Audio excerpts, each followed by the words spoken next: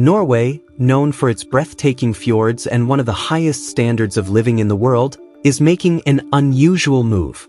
The government has reintroduced a law that requires bomb shelters to be included in all new building projects. It's a regulation that hasn't been strictly enforced for decades, and now it's back.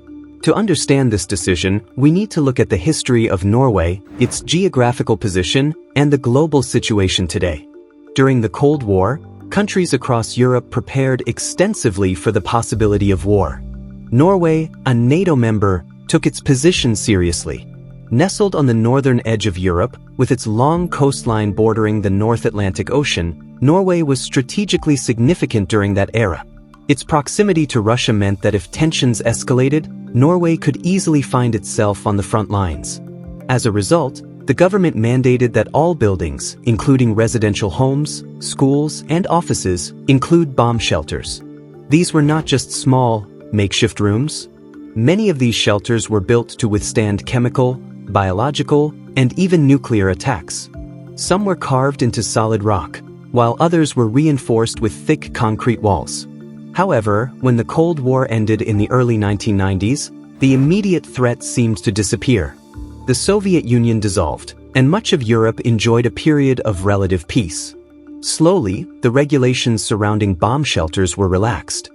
Buildings constructed after the Cold War often skipped them entirely. Many older shelters were repurposed or abandoned, their original purpose forgotten. So, why bring them back now?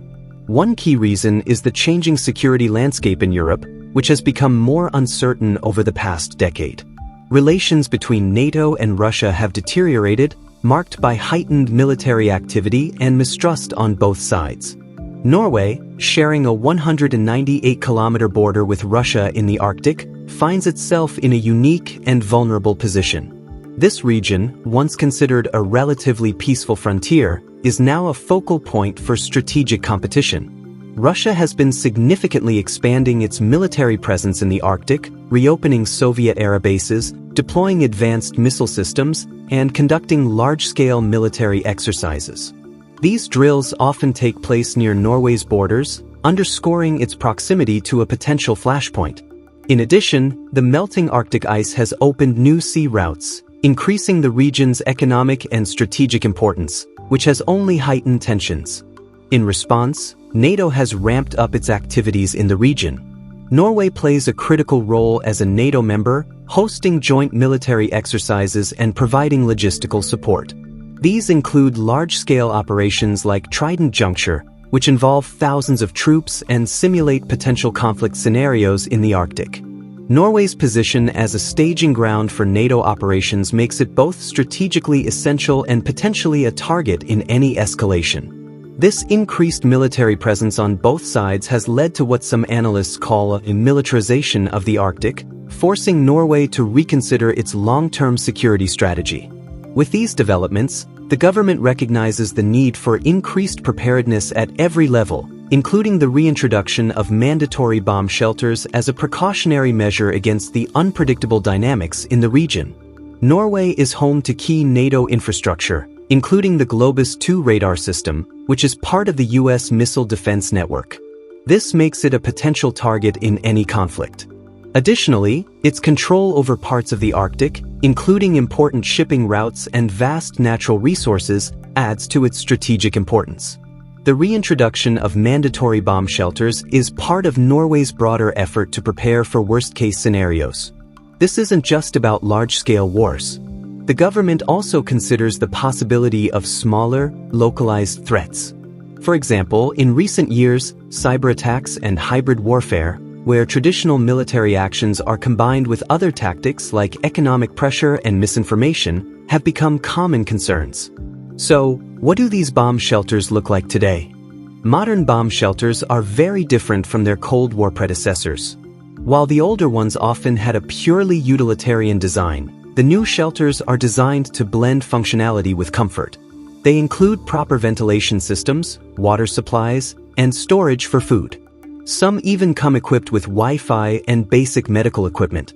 The goal is not just to protect people from immediate threats, but to ensure they can survive for extended periods if necessary. Many of the new shelters are being integrated into underground parking garages or basements. This dual-purpose design makes them more cost-effective while still meeting the safety requirements. For example, the walls of these shelters are often reinforced to withstand explosions, while the entryways are designed to seal off from external contamination. The decision to enforce this rule wasn't made lightly. Building bomb shelters adds costs to construction projects, and it's not always popular among developers.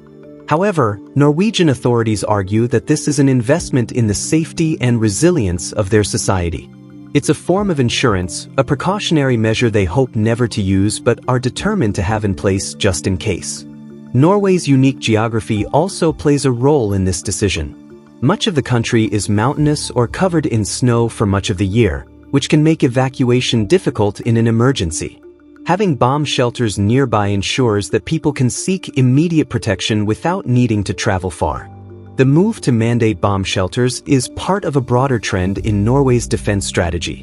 In recent years, the country has increased its military spending and modernized its armed forces.